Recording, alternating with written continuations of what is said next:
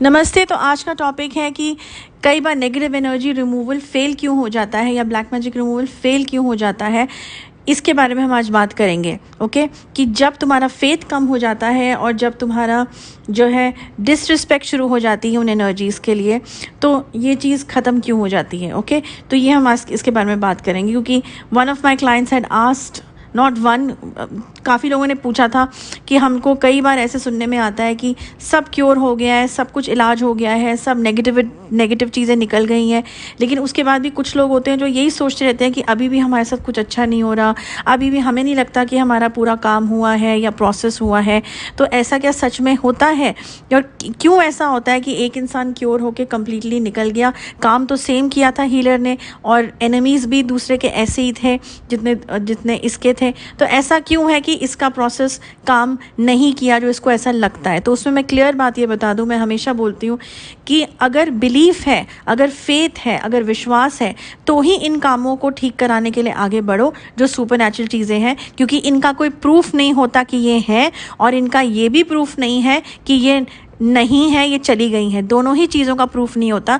यही सबसे ज़्यादा हेल्पलेसनेस होती है इन कामों में, और इसी वजह से कई लोग जो होते हैं वो अंधविश्वास को बढ़ावा देते हैं कि वहम है और ऐसा है और वैसा, और इसीलिए हम लोग बोलते हैं कि हम केस स्टडी करके क्लियरली बता देते हैं कि इसके ऊपर कोई ब्लैक मैजिक है, नेगेटिव एनर्जी है कि नहीं है। क्योंकि अगर नहीं है तो भी हम क्लियरली बोलते हैं कि नहीं है, और बेकार में अपने माइंड को ब्लॉक मत करो, पॉजिटिव सोचो, ये सब करो। लेकिन जब कहते हैं ना कि जब किसी का ब्लैक मैजिक रिमूव हो भी जाता है तो कुछ ऐसे बहुत ज़रूरत से ज़्यादा अक्लमंद लोग होते हैं, जब उनका ठीक वो हो जाते हैं तो कभी घर में लड़ाई हुई, झगड़ा हुई, ये प्रैक्टिकल चीज़ें बता रही हूँ मैं, लड़ाई हुई, झगड़ा हुई घर में, तो क्या किया, लॉकेट्स उतार के फेंक दिए, डिसरिस्पेक्ट कर दिए, रिंग्स उतार के फेंक दी, काली माँ की फ़ोटो बंद कर दी, उठा के पटक दी, नीचे रख दी। कुछ तो इतने ऐसे भी लोग हैं कि जो माँ काली के लॉकेट्स को कमोड में जाके फ्लश कर देते हैं। अब मुझे बताओ, भगवान की कोई तस्वीर, नॉर्मली भी मैं बता रही हूँ, न पूछ रही हूँ कि भगवान की कोई तस्वीर अगर तुम्हारे मंदिर में रखी है, तुम्हें गुस्सा आया, तुम उसको कभी भी उठा के फेंक सकते हो, तोड़ सकते हो, या टॉयलेट के कमोड में डाल सकते हो। अगर ऐसी हरकतें करोगे तो कहाँ से कुछ तुम्हारा भला होगा। लेकिन अपनी हरकतें लोग नहीं देखते, तुरंत जो है अपने एनिमी की, नहीं अभी भी हमें लगता है हमारा दुश्मन हम पे ये चीज़ें कर रहा है। अरे दुश्मन से तुम बच गए, दुश्मन से तो तुमको बचा लिया गया, हीलर ने तुम्हें बचा दिया अगर कोई जेन्युइन हीलर है, लेकिन तुम्हारी हरकतों से, तुम्हारे कर्मों से तुम्हें कौन बचाएगा।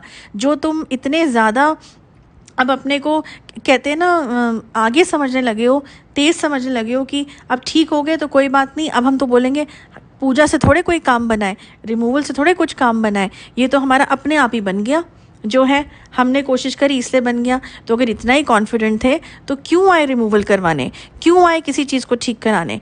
कहने का मतलब ये है कि तुम्हारी नीयत क्या है, तुम्हारा फेथ कितना है, इस पे ही इनफैक्ट सारी चीज़ें निर्भर करती हैं। ओके, अगर तुम रिस्पेक्ट नहीं करोगे इन डिवाइन एनर्जीज़ की, इन पावरफुल एनर्जीज़ की, तो तुम पे असर उल्टा ही होने वाला है। ये तो बहुत ही सिंपल सी और कॉमन सी बात है, लेकिन फिर भी मैंने देखा है कि लोग अपने घरों के झगड़ों में, अपने फैमिली ड्रामा के अंदर प्रेशर में आके कई बार चीज़ें उतार देते हैं, डिसरिस्पेक्ट करते हैं, बोलते हैं अरे मेरा कुछ नहीं हुआ, उसने मुझे ऐसा कर दिया, उसने मुझे वैसा कर दिया।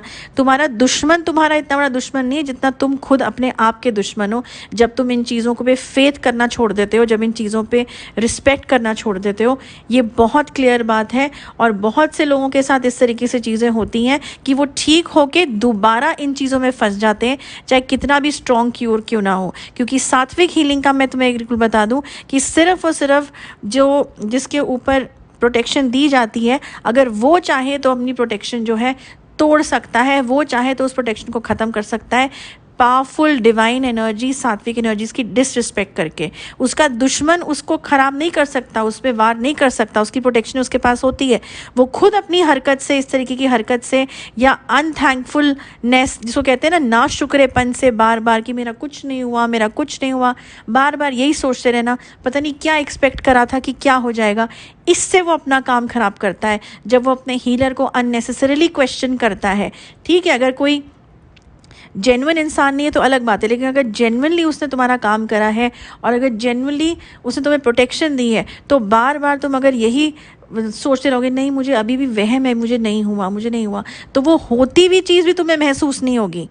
समझे? इसको जो बोलते हैं मैनिफेस्ट करना, सोचना, पॉजिटिव सोचना। पॉजिटिव सोचोगे तभी तो तुम्हें फील होगा कि ये चीज़ हमारे लिए काम कर रही है, और तुम्हें महसूस होगा कि ये चीज़ काम कर रही है फॉर दैट मैटर।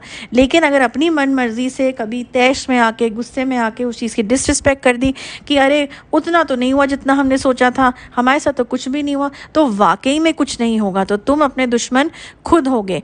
तो इसीलिए मैं कह रही हूँ कि ब्लैक मैजिक से जब तुमको निकाल दिया जाता है, या किसी भी नेगेटिव चीज़ से तुम्हें अगर निकाल दिया जाता है, तो उसके बाद अपने आप ही सोचना कि कुछ नहीं हुआ, कुछ नहीं हुआ, तो सच में वही वाइब्रेशन तुम्हारे चारों तरफ बनेगी, कुछ नहीं हुआ, कुछ नहीं हुआ।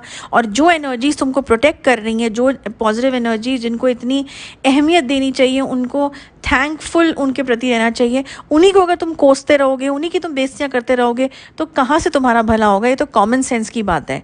लेकिन लोगों में पेशेंस नहीं है, लोगों में, जिसे कहते हैं ना कि आजकल हर चीज़ में ये हो गया कि अगर कुछ काम नहीं हुआ तो दूसरे पे ब्लेम कर दो। बहुत आसान है किसी के ऊपर कुछ भी ब्लेम करना, लेकिन पहले अपनी तरफ भी देख लो कि जो उंगली दूसरे के ऊपर उठाई है, खुद की तरफ कितनी उंगलियां उठ रही हैं। ये मैं इसलिए बोल रही हूँ कि कुछ लोगों ने अपनी चीज़ें खुद अपने इस रवैये की वजह से ख़राब करी हैं, और उसके बाद वो दूसरों पे ब्लेम करते हैं। नहीं, तुम्हारे दुश्मन में इतनी ताकत नहीं है कि तुमको दोबारा से ब्लैक मैजिक में डाल देगा। तुम्हारे पास प्रोटेक्शन है, सात्विक प्रोटेक्शन, लेकिन तुमने अगर बेइज्जती करके वो प्रोटेक्शन निकाली, या तुमने अगर अपने दिमाग में बार बार यही सोचा कि मेरा कुछ नहीं हुआ, अरे मुझे तो जो है कुछ भी फील नहीं हुआ, मैं तो अभी भी ठीक नहीं हुआ, मैं तो अभी भी वहम में हूँ, मेरा कुछ नहीं बन रहा, और तुम कुछ मत करो, तुम ना कुछ एफर्ट्स करो, ना तुम रिस्पेक्ट करो, ना तुम यूनिवर्स की तरफ थैंकफुल हो, तो तुम्हें लगता है तुम्हारा काम बनेगा?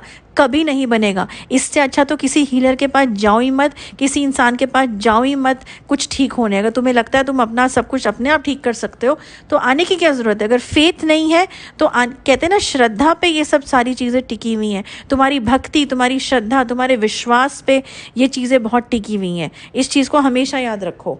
ओके, तो बस इस टॉपिक में इतना ही अवेयर करना बहुत ज़्यादा ज़रूरी था कि अपने आप ही कई लोग अपने दुश्मन बन जाते हैं बाद में।